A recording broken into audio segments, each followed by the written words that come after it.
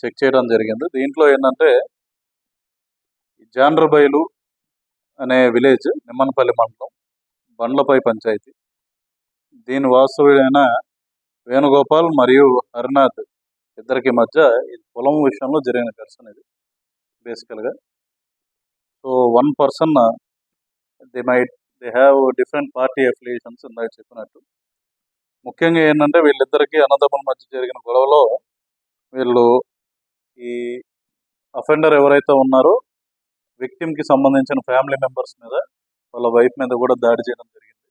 అంతేకాకుండా అఫెండర్ వాళ్ళ సన్ భరత్ అన్న అతను ఎవరైతే ఉన్నారో అతని మీద కూడా దాడి చేయడం జరిగింది. వీళ్ళకి ఏంటంటే 3 acres 5 cents ల్యాండ్ ఉంది, అక్కడ వాళ్ళ ఫాదర్ ఇచ్చింది.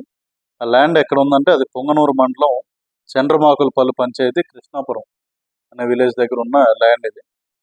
అక్కడికి వెళ్ళే క్రమంలో వీళ్ళిద్దరి మధ్యలో ఇష్యూ అవ్వడం, వీళ్ళని ఫిజికల్గా అసాల్ట్ చేసి పొలం దగ్గరికి వెళ్తున్నప్పుడు హరినాథ్ కొడుకైన వెంకటేష్ ఈ దారిలో నడవద్దని చెప్పి గొడవ పడ్డాడని సబ్సిక్వెంట్గా ఈ భరత్ అనే అబ్బాయి, ఎవరైతే ఈ వేణుగోపాల్ అనే వాళ్ళు ఉన్నారో వాళ్ళ అబ్బాయి, వీళ్ళ మీద దాడి చేయడం జరిగింది.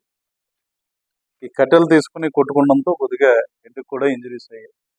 దీని ఇంపార్టెన్స్ ఏంటంటే main why we have conducted this press meet is we want to send a very strong and firm message that ఈ విధంగా ఏమైనా ల్యాండ్ డిస్ప్యూట్స్ కానీ ఇంటర్పర్సనల్ రైవలరీస్ ఉన్నప్పుడు హై హ్యాండెడ్గా బిహేవ్ చేసి ఎవరినైనా కొట్టి గాయపరిచి చంపే విధంగా బిహేవ్ చేస్తున్నారు అంటే will take very strict action on such kind of people.